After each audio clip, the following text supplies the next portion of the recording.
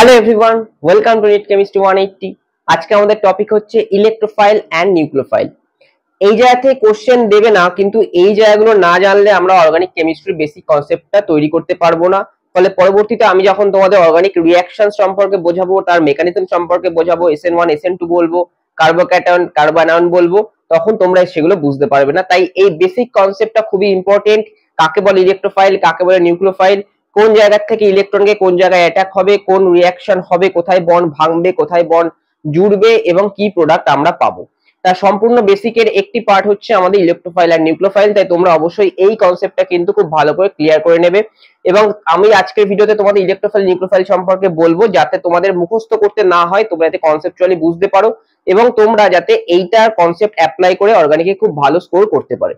তো চলো ভিডিওটি শুরু করছি। ভিডিওটি শুরু করার আগে যারা আমার চ্যানেলে নতুন আছো অথবা প্রথমবার আজকে আমার ভিডিও দেখছো, তারা অবশ্যই চ্যানেলটি সাবস্ক্রাইব করে নোটিফিকেশন বেলটি প্রেস করে দিতে পারো। কারণ তোমরা যদি আমার চ্যানেলে দেখো তাহলে দেখবে আমি প্রত্যেকদিন ভিডিও নিয়ে আসি, যেখানে আমি প্রত্যেকটা চ্যাপ্টারকে ছোট ছোট টপিকে ভাগ করে ভিডিও আপলোড করি এবং সেখান থেকে আমরা পিওয়াইকিউ সলভ করি। এবং আমরা গতকাল ইকুইলিব্রিয়াম চ্যাপ্টারের লাস্ট টপিক সলিবিলিটি প্রোডাক্ট সম্পর্কে বলেছিলাম এবং সেখান থেকে পিওয়াইকিউ সলভ করেছিলাম। তো আজকে আমরা 11 অর্গানিক কেমিস্ট্রিতে ঢুকবো এবং সেখানে আমরা ফার্স্ট একটি টপিক জেনে নেবো, সেটা হচ্ছে ইলেকট্রোফাইল অ্যান্ড নিউক্লিওফাইল। তো চলো ভিডিওটি শুরু করছি। দেখো, এই টার্মের মধ্যে কেমিস্ট্রিতে আমাদের ডেফিনেশন থাকে। এই যে ফাইল কথাটা আছে আমাদের, তার আগে একটা কথার সঙ্গে আমরা অভ্যস্ত, সেটা হচ্ছে ফোবিয়া বা ফোবিক। এই ফোবিয়া মানে হচ্ছে আমাদের ভয়, কোনো কিছু থেকে ভয় পাওয়া বা ঘৃণা পাওয়া, that is hate towards something, এটাই হচ্ছে আমাদের ফোবিয়া। তার উল্টো হচ্ছে ফিলিসিটি বা philic, that is love towards something. তাহলে কোনো কিছুর প্রতি যদি অ্যাট্রাকশন থাকে সেটাকে বলা হয় ফিলিক। তাহলে আমি ইলেকট্রোফিলিক আর নিউক্লিওফিলিক দুটো পার্টে দেখো ভাগ করছি। ভাগ করার পরে তোমরা যদি এনসিইআরটি ফলো করো, যারা নিট বা জেই দেবে তারা অবশ্যই এনসিইআরটিটা ফলো করবে। সেখানে দেখবে এনসিইআরটিতে যা যা আমার এক্সাম্পল দেওয়া আছে তোমরা সবগুলোই করে ফেলতে পারবে। ইলেকট্রোফিলিক বাদিকে আর নিউক্লিওফিলিক আমি ডান দিকে ভাগ করছি। দেখো, এটা টার্মের শেষে ফিলিক আছে, তাহলে ইলেকট্রোফিলিক মানে কি? ইলেকট্রোফিলিক মানে হচ্ছে ফিলিসিটি। কার প্রতি থাকবে? ফিলিসিটি টুয়ার্ডস ইলেকট্রন, অর্থাৎ ইলেকট্রনের প্রতি ফিলিসিটি থাকবে। ইলেকট্রনের প্রতি ফিলিসিটি মানে কি? লাভ টুয়ার্ডস ইলেকট্রন। লাভ টুয়ার্ডস ইলেকট্রন। এবার ইলেকট্রন কি চার্জের হয়? ইলেকট্রন নেগেটিভ চার্জের হয়। তাহলে লাভ টুয়ার্ডস নেগেটিভ চার্জ। তাহলে নেগেটিভ চার্জের প্রতি অ্যাট্রাকশন কার থাকবে? পজিটিভ চার্জে। তাহলে নিজে কি হবে? ইটসেলফ কি হবে? আইদার পজিটিভলি চার্জ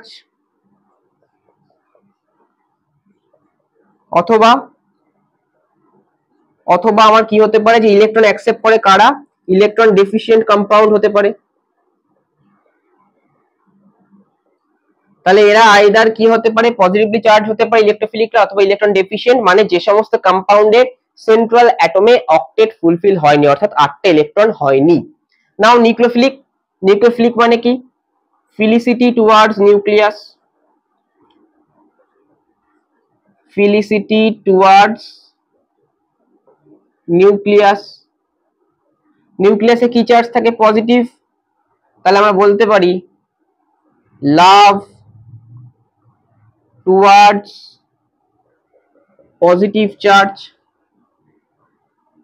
তাহলে পজিটিভ চার্জের প্রতি লাভ কার থাকবে? যে নিজে নেগেটিভ চার্জ হবে। তাহলে ইটসেলফ কি হবে? ইটসেলফ আইদার নেগেটিভলি চার্জড হবে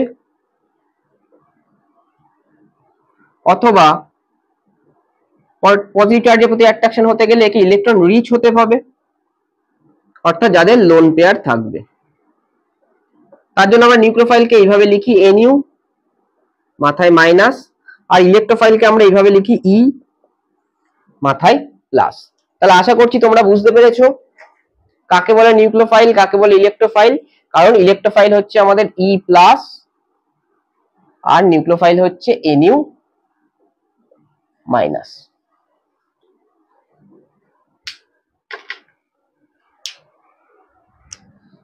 এবার যদি আমরা কিছু এক্সাম্পল দিই, এনসিইআরটির এক্সাম্পল ধরো আমি দিচ্ছি, which among the following